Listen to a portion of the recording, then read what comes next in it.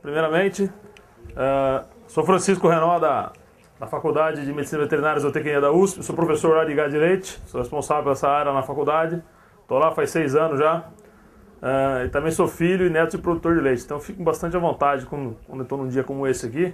Na realidade é a minha praia isso aqui, né?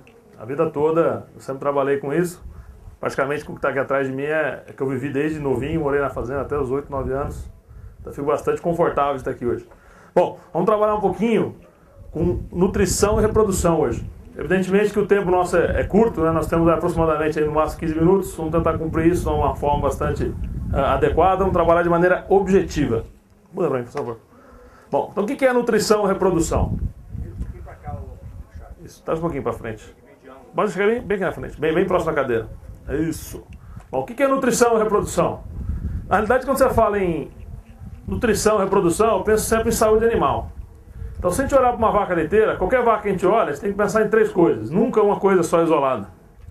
E essas 3 coisas que dão a característica de saúde animal, um conceito amplo de saúde animal, se referem a investimentos em nutrição, investimento em reprodução e, evidentemente, investimento em sanidade.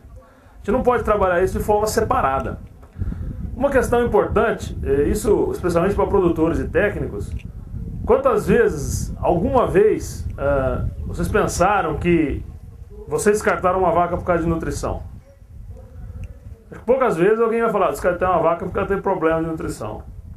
Sempre fala, descartei uma vaca porque ela tem problema de reprodução, porque ela tem problema de casco, porque ela tem algum problema relacionado à saúde, e jamais considera a nutrição. No entanto, se a gente for analisar isoladamente as causas de problemas de saúde animal em vacas leiteiras, de 70% a 80% do tempo, a causa primária, a causa principal das alterações de saúde se refere à nutrição. Então veja, de 60% a 70% do tempo, a causa principal é a nutrição. Isso do ponto de vista de saúde. Quando se fala em custo de produção, de 30% a 70% do custo operacional total de uma fazenda se refere a gasto com nutrição.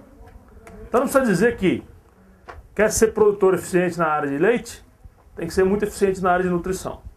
E nutrição não é um negócio muito fácil, né? Não é uma coisa simples, não é uma coisa que tem uma receita de bolo. Nós temos que adequar a nutrição ao perfil do sistema, às características das vacas do sistema e, mais importante, que muitas vezes a gente negligencia, as características operacionais daquele sistema. Não adianta nada achar que um modelo de alimentação é bom, sendo que não pode ser aplicado em determinada fazenda. Então isso que é importante. Isso está linkado diretamente com esse trinômio aí, nutrição, reprodução e sanidade. Bom, então o que acontece com uma vaca leiteira para que tenha sucesso? O que acontece com uma vaca leiteira que tem sucesso dentro de um ciclo produtivo é o que está nesse slide aqui. Então você tem, classicamente, as fases de lactação e período seco das vacas, né? Você tem período seco dividido em 2 fases. A fase 1 após secagem, a fase 2 que seria entre o dia menos 21 e 0. Olha bem aqui embaixo, então menos 60 a menos 21 seria a fase 1 do período seco, menos 21 a 0, a fase 2.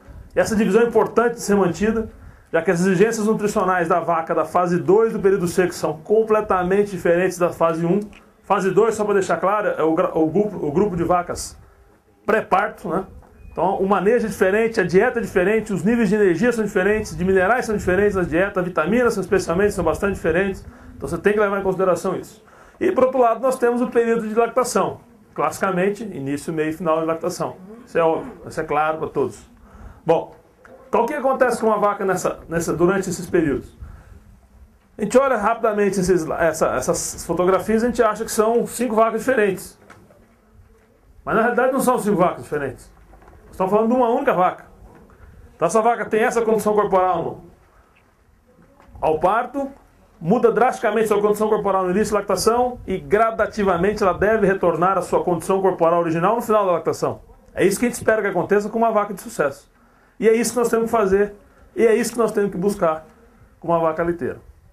A vaca leiteira vai emagrecer no pós-parto? É claro que vai emagrecer. Qualquer fêmea mamífera emagrece no pós-parto. Qualquer fêmea mamífera emagrece no pós-parto. O que nós temos que fazer? Fisiologicamente, nós temos que modular a magnitude de perda de condição corporal dessas vacas. Ou seja, Nós temos que evitar que essa vaca fique com balanço negativo de nutrientes por muito tempo. Basicamente é isso que nós temos que fazer. Rapidamente, o que acontece se a gente não fizer isso? A gente pega aquele período, fase 2 do período seco, e início de lactação, os primeiros 21 dias, nós vamos ter o período de transição, onde a vaca está gestante e lactante, e passa por um período de lactante e não gestante. Então o que nós temos que trabalhar? Se a gente não trabalhar bem nessa fase? Baixo pico de produção de leite, excesso de mobilização de reservas, baixa fertilidade, desordens nutricionais, alto custo com tratamentos veterinários e ainda alta taxa de descarte voluntário das vacas em função de manejo inadequado imediatamente antes do parto e logo após o parto no início da lactação. Ainda, quando nós temos problemas em gás de leite, o que acontece é isso aí, ó. Isso aqui é tudo, praticamente a maior parte das doenças ou dos problemas de saúde que acometem vacas leiteiras durante o período de transição e no início da lactação. E o que acontece? Vocês estão vendo que tem um monte de setinha, né? Vai para cá, vai para lá, as setinhas são duplas. Por quê? Como tudo na vida, os problemas nunca acontecem isoladamente. Tem um problema, é questão em cascata, você tem vários problemas. Então, por exemplo, uma vaca que tem distocia, é predisponível a ter hipocalcemia. Se ela tem hipocalcemia, ela é predisponível, por exemplo, a ter retenção de placenta, a ter deslocamento de abomaso, a ter mastite. Tudo por quê? Você não tem cálcio circulante, você não tem funcionamento normal de musculatura lisa, consequentemente você tem uma série de problemas de saúde. Então isso é importante. Os problemas vêm em cascata. Isso quem mexe com vaca todo dia sabe disso. Né? Você consegue ver isso com facilidade. Próximo.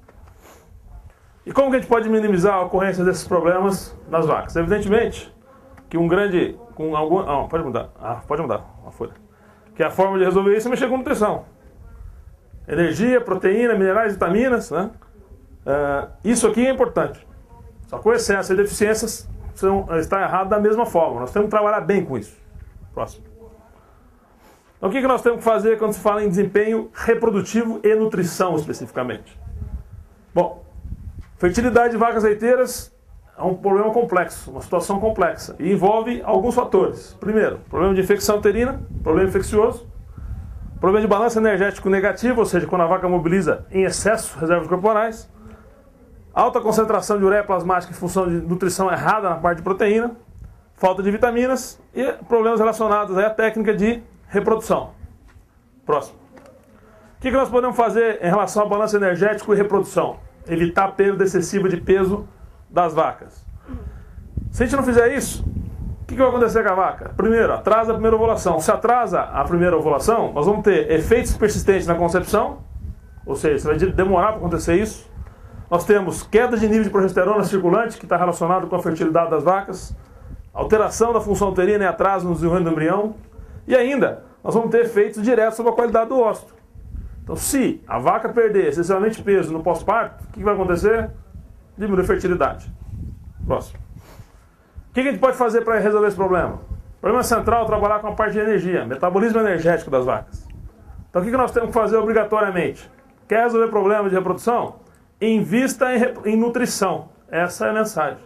Não adianta investir em protocolo somente de ATF, não adianta investir em sêmen de melhor qualidade, não adianta tentar melhorar a técnica de inseminação artificial se não melhora a parte de nutrição. E em dois pontos principais. Primeiro, manejo da vaca na segunda fase do período seco, ou seja, próximo ao parto. E, de uma segunda forma, trabalhar com melhor concentração de energia nessas vacas, nas dietas, especialmente no início da lactação. É claro que para fazer isso de uma forma bem feita, não pode ser feita a esmo. Não existe uma fórmula, uma receita de bolo para isso.